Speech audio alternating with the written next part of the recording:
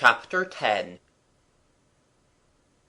"If," said Kathleen, sitting disconsolate in her marble, "if I am really a statue come alive, I wonder you're not afraid of me." "I've got the ring," said Mabel with decision. "Cheer up, dear. You will soon be better. Try not to think about it."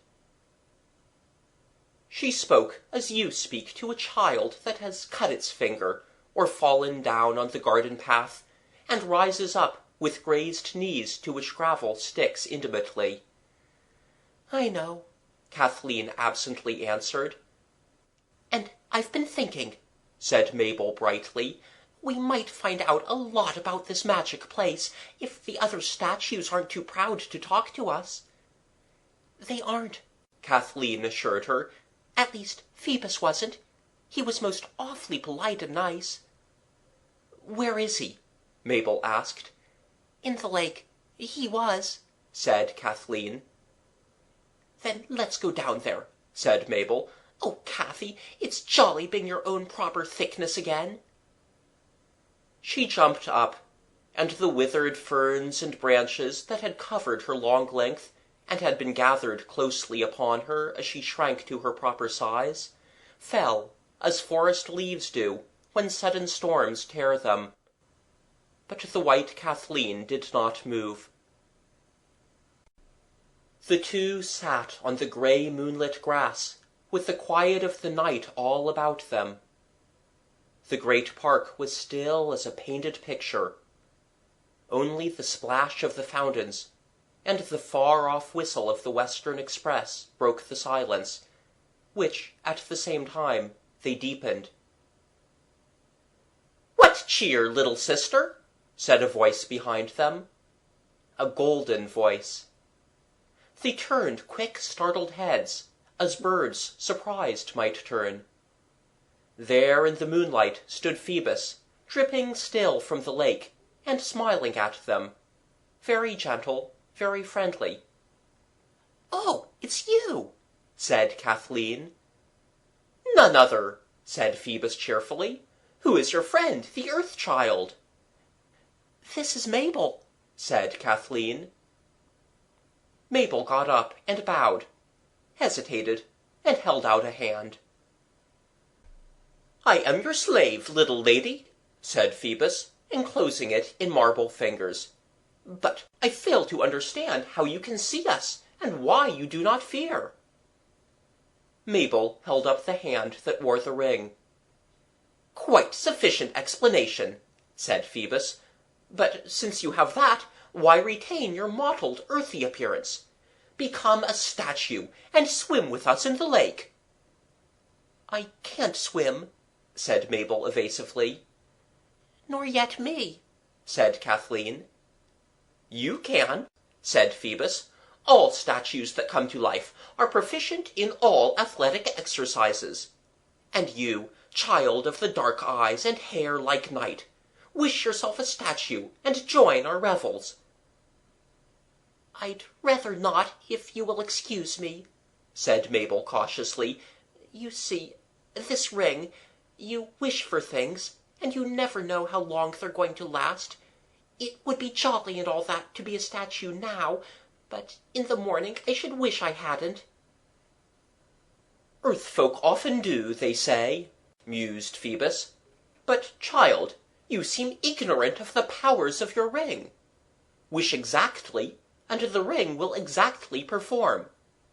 If you give no limit of time, strange enchantments woven by Arithmos, the outcast god of numbers, will creep in and spoil the spell. Say thus: 'I wish that till the dawn I may be a statue of living marble, even as my child friend, and that after that time I may be as before, Mabel, of the dark eyes and night-colored hair.'" "Oh, yes, do! It would be so jolly!" cried Kathleen. "Do, Mabel. And if we're both statues, shall we be afraid of the Dinosaurus?" "In the world of living marble, fear is not," said Phoebus. "Are we not brothers, we and the Dinosaurus? Brethren alike, wrought of stone and life?" "And I could swim if I did?" swim and float and dive, and with the ladies of Olympus spread the nightly feast, eat of the food of the gods, drink their cup, listen to the song that is undying, and catch the laughter of immortal lips." "A feast," said Kathleen. "Oh, Mabel, do! You would if you were as hungry as I am." "But it won't be real food," urged Mabel. "It will be real to you as to us," said Phoebus. "There is no other realness, even in your many-colored world." Still Mabel hesitated. Then she looked at Kathleen's legs, and suddenly said, "Very well, I will. But first I'll take off my shoes and stockings. Marble boots look simply awful, especially the laces, and a marble stocking that's coming down, and mine do." She had pulled off shoes and stockings and pinafore. "Mabel has the sense of beauty," said Phoebus approvingly. "Speak the spell, child, and I will lead you to the ladies of Olympus." Mabel, trembling a little, spoke it, and there were 2 little live statues in the moonlit glade. Tall Phoebus took a hand of each. "Come, run!" he cried. And they ran. "Oh, it is jolly!" Mabel panted. "Look at my white feet in the grass. I thought it would feel stiff to be a statue, but it doesn't." "There is no stiffness about the immortals," laughed the sun god, "for tonight you are one of us." And with that they ran down the slope to the lake. "Jump!" he cried, and they jumped, and the water splashed up round 3 white gleaming shapes. "Oh, I can swim!" breathed Kathleen. "So can I," said Mabel. "Of course you can," said Phoebus. "Now 3 times round the lake, and then make for the island." Side by side the 3 swam, Phoebus swimming gently to keep pace with the children. Their marble clothes did not seem to interfere at all with their swimming, as your clothes would if you suddenly jumped into the basin of the Trafalgar Square fountains and tried to swim there. And they swam most beautifully, with that perfect ease and absence of effort or tiredness which you must have noticed about your own swimming, in dreams. And it was the most lovely place to swim in. The water lilies, whose long, snaky stalks are so inconvenient to ordinary swimmers, did not in the least interfere with the movements of marble arms and legs. The moon was high in the clear sky dome. The weeping willows, cypresses, temples, terraces, banks of trees and shrubs, and the wonderful old house, all added to the romantic charm of the scene. "This is the nicest thing the ring has brought us yet," said Mabel, through a languid but perfect side-stroke. "I thought you'd enjoy it," said Phoebus kindly. "Now, once more round, and then the island." They landed on the island, amid a fringe of rushes, yarrow, willow herb, loosestrife, and a few late, scented, powdery, creamy heads of meadowsweet. The island was bigger than it looked from the bank, and it seemed covered with trees and shrubs. But when, Phoebus leading the way, they went into the shadow of these, they perceived that beyond the trees lay a light, much nearer to them than the other side of the island could possibly be. And almost at once they were through the belt of trees, and could see where the light came from. The trees they had just passed among made a dark circle round a big cleared space, standing up thick and dark, like a crowd round a football field, as Kathleen remarked.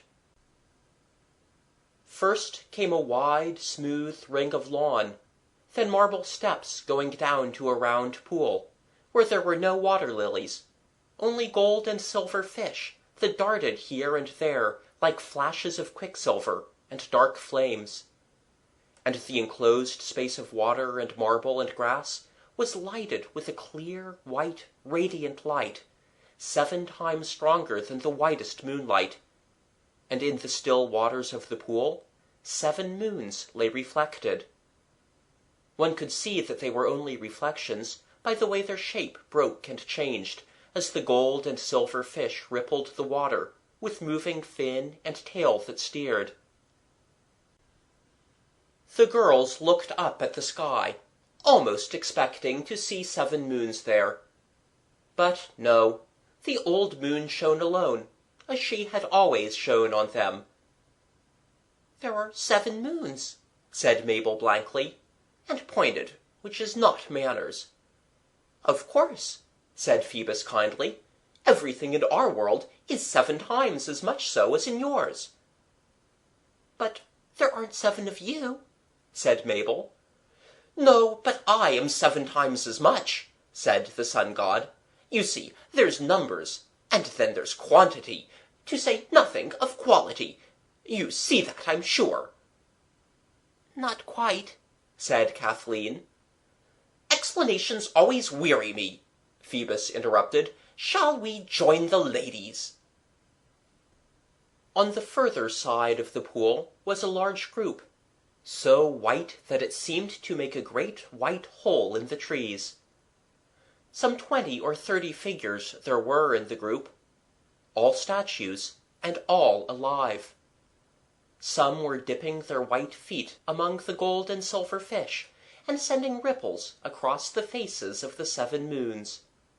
Some were pelting each other with roses, roses so sweet that the girls could smell them even across the pool.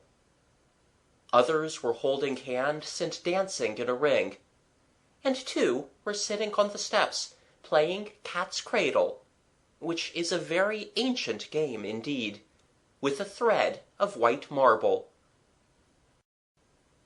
As the newcomers advanced, a shout of greeting and gay laughter went up. "Late again, Phoebus?" someone called out. And another, "Did one of your horses cast a shoe?" And yet another called out something about laurels. "I bring 2 guests," said Phoebus. And instantly the statues crowded round, stroking the girls' hair, patting their cheeks, and calling them the prettiest love names. "Are the wreaths ready, Hebe?" the tallest and most splendid of the ladies called out. "Make 2 more." And almost directly Hebe came down the steps, her round arms hung thick with rose wreaths. There was one for each marble head. Everyone now looked 7 times more beautiful than before, which in the case of the gods and goddesses is saying a good deal. The children remembered how at the raspberry vinegar feast Mademoiselle had said that gods and goddesses always wore wreaths for meals. Hebe herself arranged the roses on the girls' heads, and Aphrodite Urania, the dearest lady in the world, with a voice like mother's at those moments when you love her most, took them by the hands and said, "Come, we must get the feast ready. Eros, Psyche, Hebe, Ganymede, all you young people can arrange the fruit." "I don't see any fruit," said Kathleen, as 4 slender forms disengaged themselves from the white crowd and came towards them. "You will, though," said Eros.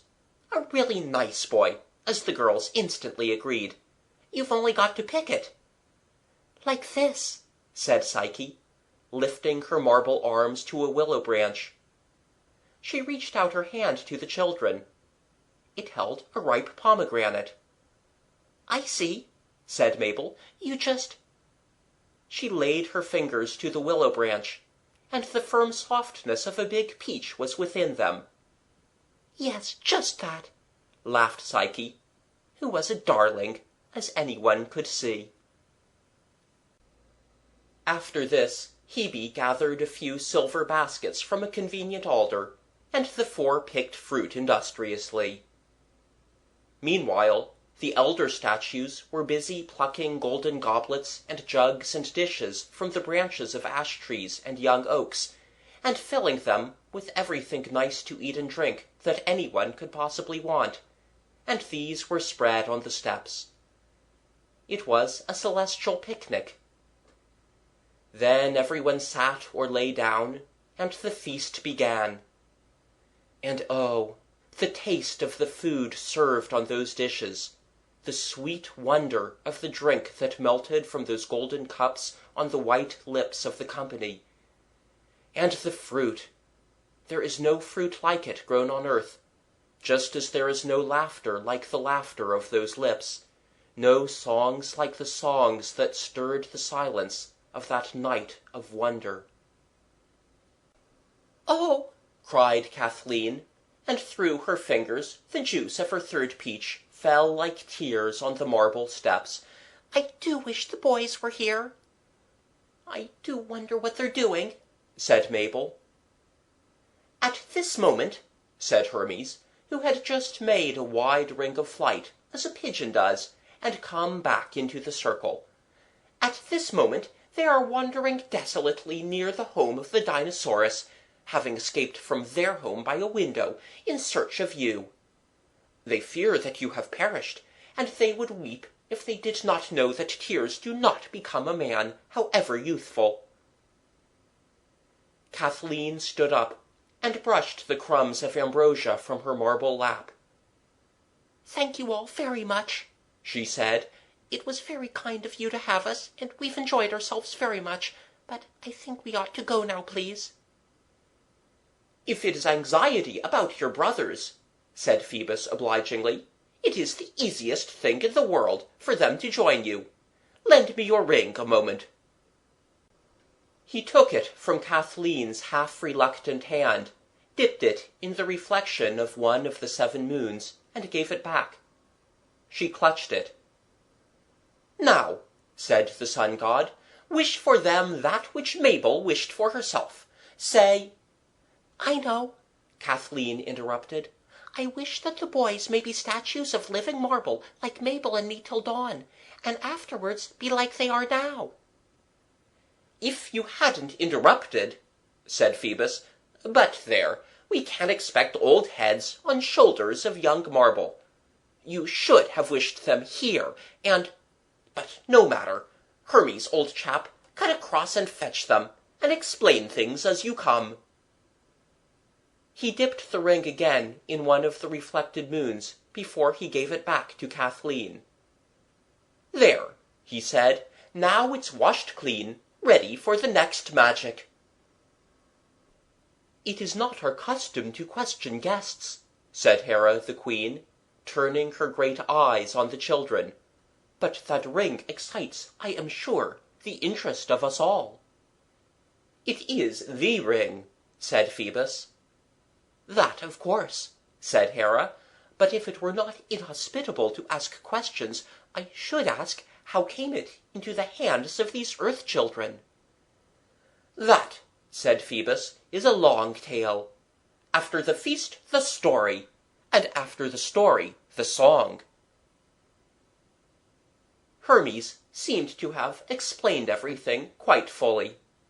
For when Gerald and Jimmy in marble whiteness arrived, each clinging to one of the gods' winged feet, and so borne through the air, they were certainly quite at ease. They made their best bows to the goddesses, and took their places, as unembarrassed as though they had had Olympian suppers every night of their lives. Hebe had woven wreaths of roses ready for them, and as Kathleen watched them eating and drinking, perfectly at home in their marble, she was very glad that amid the welling springs of immortal peach juice she had not forgotten her brothers. "And now," said Hera, when the boys had been supplied with everything they could possibly desire, and more than they could eat, "now for the story." "Yes," said Mabel intensely, and Kathleen said, "Oh, yes, now for the story. How splendid!" "The story," said Phoebus unexpectedly, "will be told by our guests." "Oh, no!" said Kathleen, shrinking. The lads, maybe, are bolder, said Zeus the king, taking off his rose wreath, which was a little tight, and rubbing his compressed ears. I really can't, said Gerald. Besides, I don't know any stories. Nor yet me, said Jimmy. It's the story of how we got the ring that they want, said Mabel in a hurry. I'll tell it if you like. Once upon a time there was a little girl called Mabel, she added yet more hastily, and went on with the tale. All the tale of the enchanted castle, or almost all, that you have read in these pages. The marble Olympians listened enchanted, almost as enchanted as the castle itself, and the soft moonlit moments fell past, like pearls dropping into a deep pool. And so, Mabel ended abruptly, Kathleen wished for the boys, and the Lord Hermes fetched them, and here we all are. A burst of interested comment and question blossomed out round the end of the story, suddenly broken off short by Mabel. But, said she, brushing it aside as it grew thinner, now we want you to tell us. To tell you? How you come to be alive, and how you know about the ring, and everything you do know. Everything I know? Phoebus laughed. It was to him that she had spoken. And not his lips only, but all the white lips curled in laughter. The span of your life, my earth child, would not contain the words I should speak to tell you all I know. Well, about the ring, anyhow, and how you come alive, said Gerald. You see, it's very puzzling to us. Tell them, Phoebus, said the dearest lady in the world. Don't tease the children. So Phoebus, leaning back against a heap of leopard skins that Dionysus had lavishly plucked from a spruce fir, told. All statues, he said, can come alive when the moon shines, if they so choose. But statues that are placed in ugly cities do not choose. Why should they weary themselves with the contemplation of the hideous? Quite so, said Gerald politely, to fill the pause. In your beautiful temples, the sun god went on, the images of your priests and of your warriors who lie cross-legged on their tombs come alive and walk in their marble about their temples, and through the woods and fields. But only on one night in all the year can any see them. You have beheld us because you held the ring, and are of one brotherhood with us in your marble. But on that one night all may behold us. And when is that? Gerald asked, again polite, in a pause. At the festival of the harvest, said Phoebus. On that night, as the moon rises, it strikes one beam of perfect light onto the altar in certain temples. One of these temples is in Hellas, buried under the fall of a mountain, which Zeus, being angry, hurled down upon it. One is in this land. It is in this great garden. Then, said Gerald, much interested, if we were to come up to that temple on that night, we could see you, even without being statues or having the ring? Even so, said Phoebus. More, any question asked by a mortal, we are on that night bound to answer. And the night is when? Ah, said Phoebus, and laughed. Wouldn't you like to know? Then the great marble king of the gods yawned, stroked his long beard, and said, Enough of stories, Phoebus. Tune your lyre.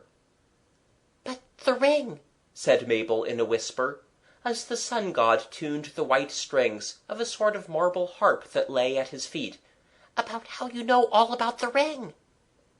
Presently, the sun god whispered back, Zeus must be obeyed.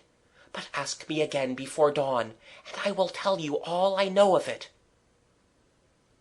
Mabel drew back, and leaned against the comfortable knees of one Demeter. Kathleen and Psyche sat holding hands.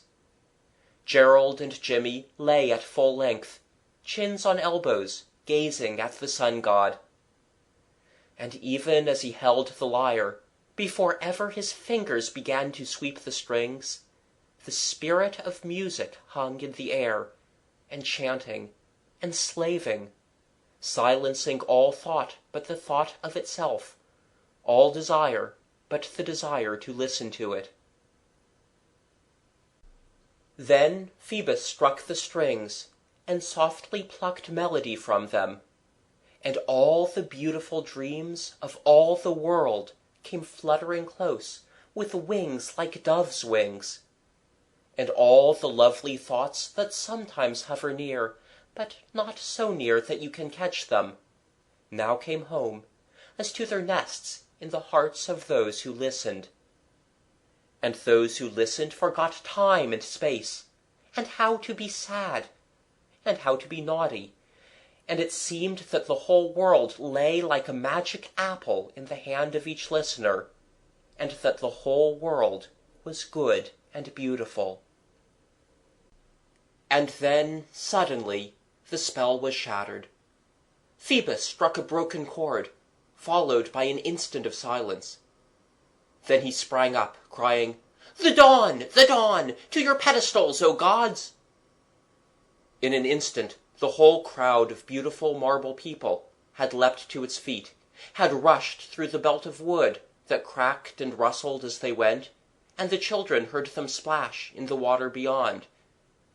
They heard, too, the gurgling breathing of a great beast, and knew that the Dinosaurus, too, was returning to his own place.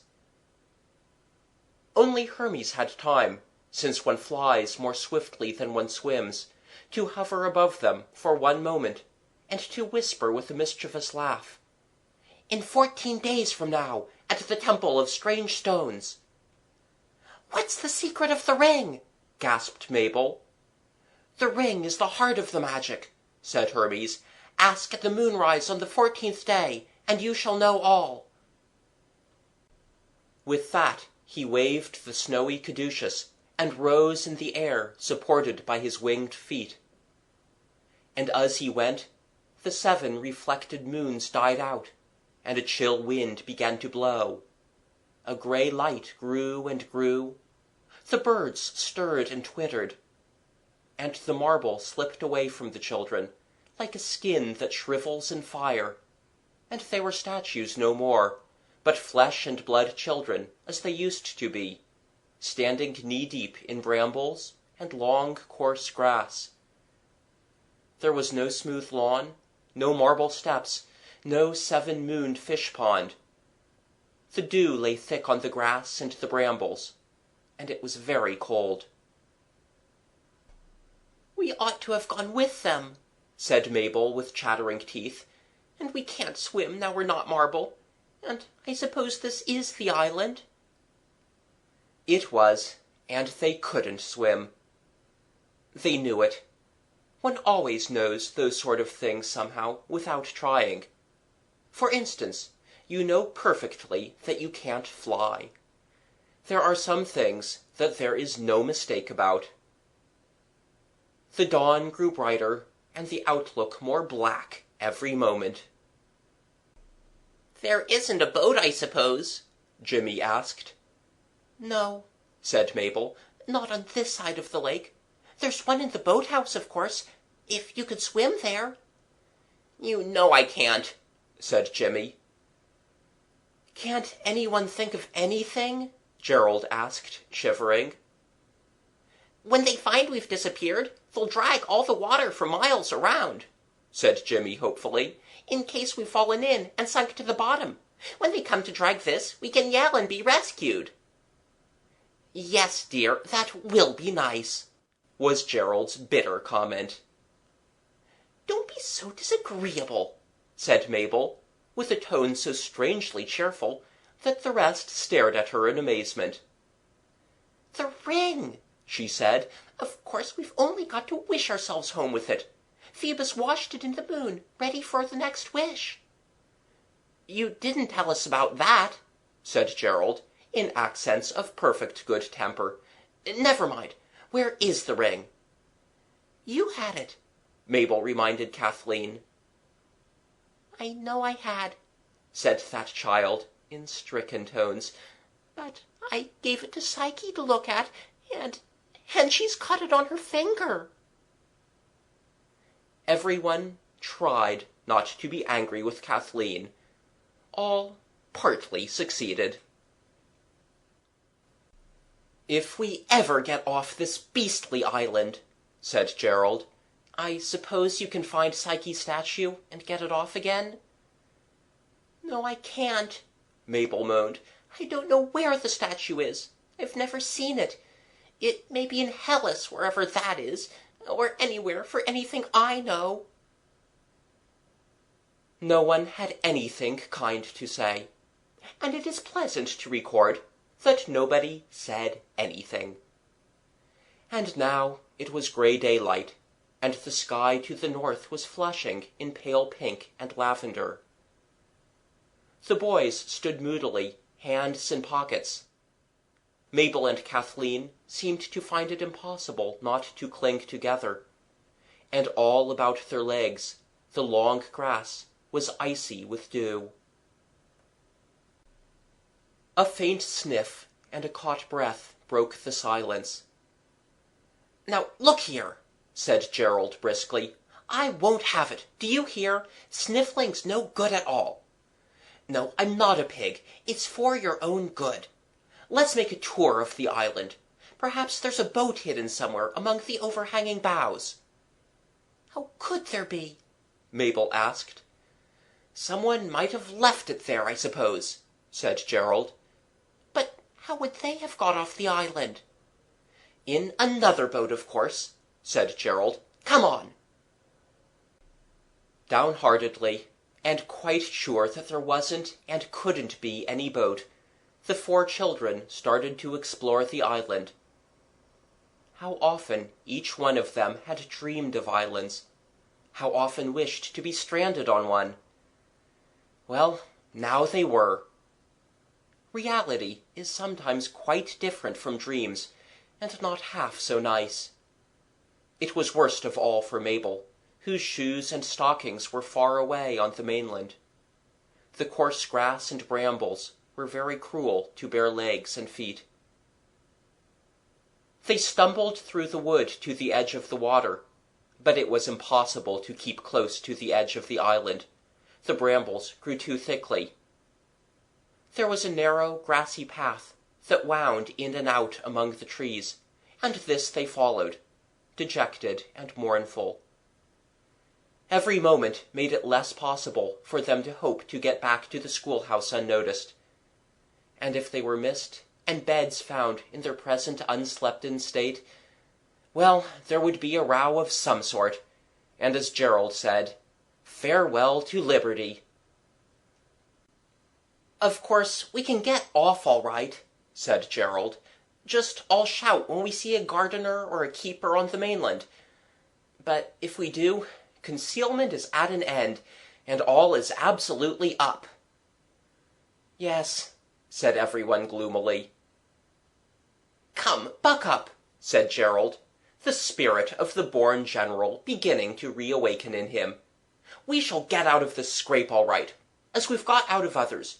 You know we shall. See, the sun's coming out.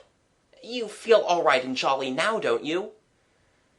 Yes, oh yes, said everyone, in tones of unmixed misery. The sun was now risen, and through a deep cleft in the hills it sent a strong shaft of light straight at the island. The yellow light, almost level, struck through the stems of the trees and dazzled the children's eyes. This, with the fact that he was not looking where he was going, as Jimmy did not fail to point out later, was enough to account for what now happened to Gerald, who was leading the melancholy little procession. He stumbled, clutched at a tree trunk, missed his clutch, and disappeared, with a yell and a clatter. And Mabel, who came next, only pulled herself up just in time not to fall down a steep flight of moss-grown steps that seemed to open suddenly in the ground at her feet. "Oh, Gerald!" she called down the steps. "Are you hurt?" "No," said Gerald, out of sight and crossly, for he was hurt, rather severely. "It's steps, and there's a passage." "There always is," said Jimmy. "I knew there was a passage," said Mabel. "It goes under the water and comes out at the Temple of Flora. Even the gardeners know that, but they won't go down for fear of snakes." "Then we can get out that way." "I do think you might have said so," Gerald's voice came up to say.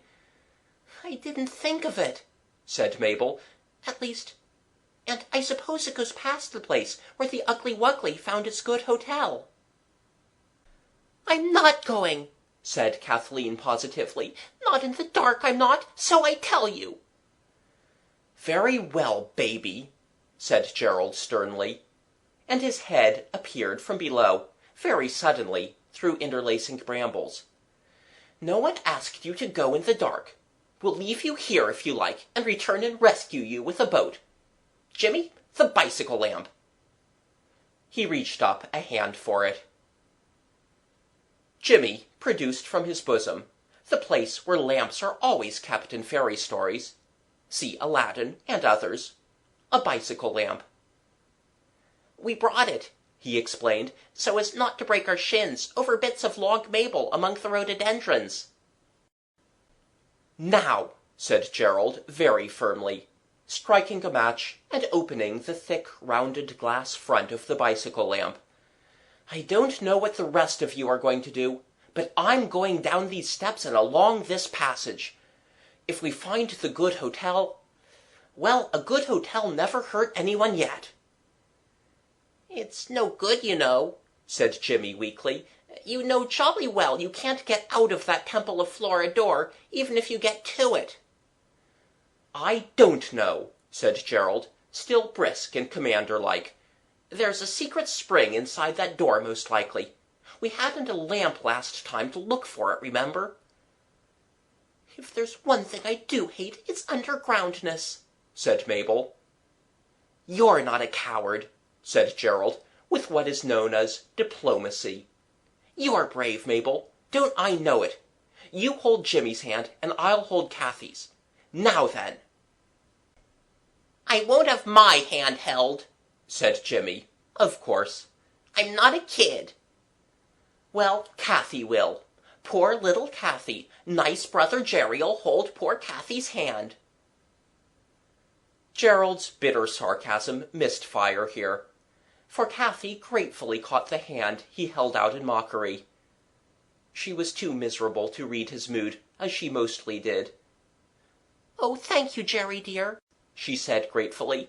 "You are a dear, and I will try not to be frightened." And for quite a minute Gerald shamedly felt that he had not been quite kind. So now, leaving the growing goldness of the sunrise, the four went down the stone steps that led to the underground and underwater passage, and everything seemed to grow dark, and then to grow into a poor pretense of light again, as the splendor of dawn gave place to the small dogged lighting of the bicycle lamp.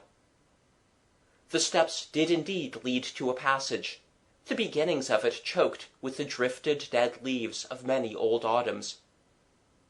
But presently the passage took a turn. There were more steps, down, down, and then the passage was empty and straight, lined above and below and on each side with slabs of marble, very clear and clean. Gerald held Kathy's hand with more of kindness and less of exasperation than he had supposed possible. And Kathy, on her part, was surprised to find it possible to be so much less frightened than she expected. The flame of the bull's-eye threw ahead a soft circle of misty light. The children followed it silently, till, silently and suddenly, the light of the bull's-eye behaved as the flame of a candle does when you take it out into the sunlight to light a bonfire, or explode a train of gunpowder, or what not. Because now, with feelings mixed indeed, of wonder and interest and awe, but no fear, the children found themselves in a great hall, whose arched roof was held up by 2 rows of round pillars, and whose every corner was filled with a soft, searching, lovely light, filling every cranny, as water fills the rocky secrecies of hidden sea caves. "How beautiful!" Kathleen whispered, breathing hard into the tickled ear of her brother. And Mabel caught the hand of Jimmy and whispered, "I must hold your hand. I must hold on to something silly, or I shan't believe it's real."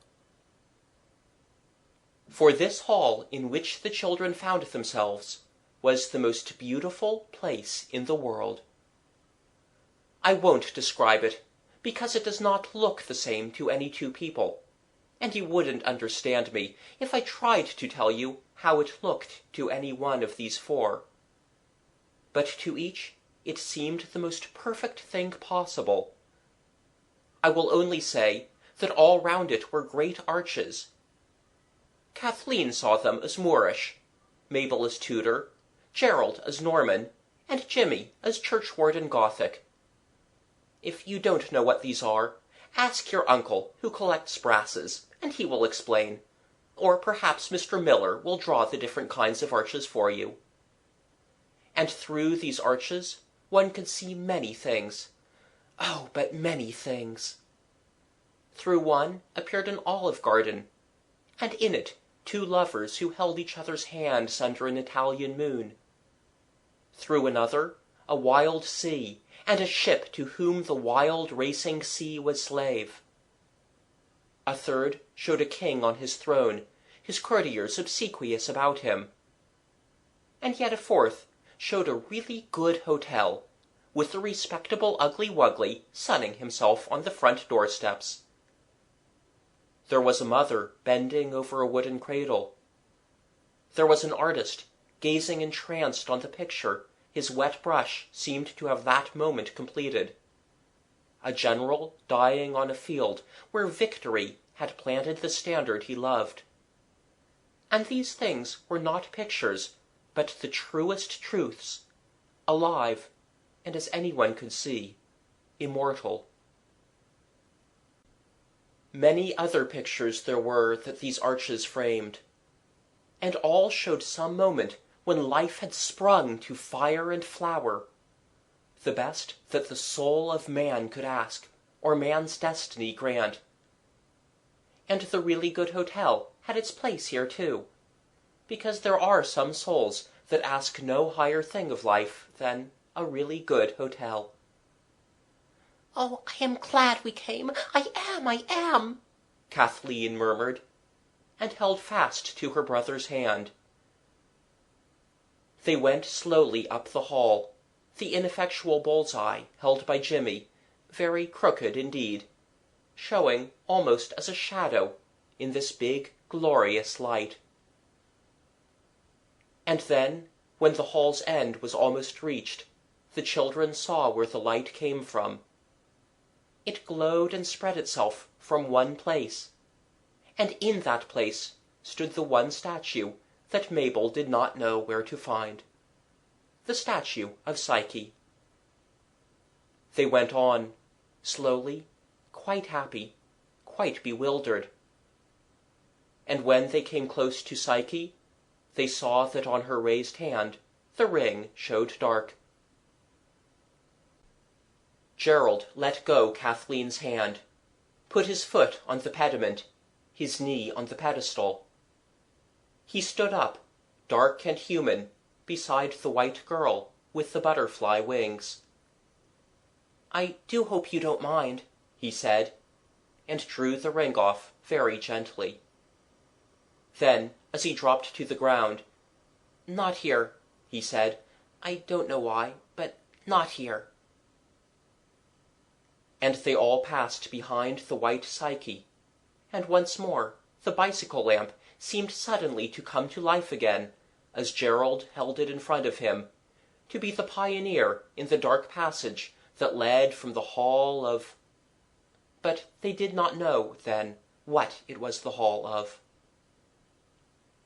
Then, as the twisting passage shut in on them with a darkness that pressed close against the little light of the bicycle lamp, Kathleen said, "Give me the ring. I know exactly what to say."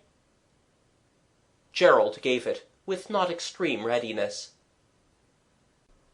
"I wish," said Kathleen slowly, "that no one at home may know that we've been out tonight, and I wish we were safe in our own beds, undressed and in our nightgowns, and asleep." And the next thing any of them knew, it was good, strong, ordinary daylight.